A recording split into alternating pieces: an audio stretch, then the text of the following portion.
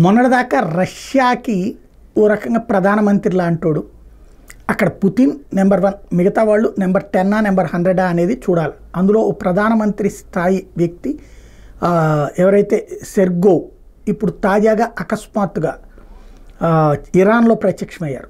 అతను అంతకుముందు ప్రధానమంత్రి ప్లస్ రక్షణ చూసుకునేవాళ్ళు, రక్షణ శాఖ మంత్రిగా ఉంటూ ప్రధానమంత్రి తరహా హోదాలో పనిచేసి ఆయన్ని పక్కన పెట్టేసినటువంటి పుతిన్ ఆ తర్వాత రక్షణకి సంబంధించినటువంటి కార్యదర్శిగా మాత్రం కొనసాగిస్తున్నారు. ఆయన తాజాగా ఇరాన్కి చేరుకుని ఇరాన్కి కావాల్సినవన్నీ అందిస్తామని, ఇరాన్కి తగినటువంటి సహాయం అంటే ఇప్పుడు అమెరికా దగ్గర ఉన్నటువంటి జీపీఎస్ సిస్టమ్స్ తరహాలో ఇరాన్ దగ్గర రష్యా దగ్గర కొన్ని సిస్టమ్స్ ఉన్నాయి. ఎవరి దగ్గర ఎట్లా ఆపరేషన్, తన దగ్గర ఉన్నట్టు సాఫ్ట్వేర్లు, తన దగ్గర ఉన్నటువంటి శాటిలైట్ ద్వారా చేసేటటువంటి యాక్టివిటీ ఇదంతా చేస్తామని చెప్పి హామీ ఇచ్చారు. తద్వారా రాబోయేటటువంటి రోజుల్లో ఈ యుద్ధం ఒకవైపు నుండి మరొక వైపుకి వెళ్ళేటటువంటి పరిస్థితి కనబడుతోంది. ఇరాన్ రష్యాల మధ్య బంధం అన్నటువంటిది యుద్ధంలోని 2వ అంకానికి వెళ్తేనే అత్యంత ప్రమాదకరం.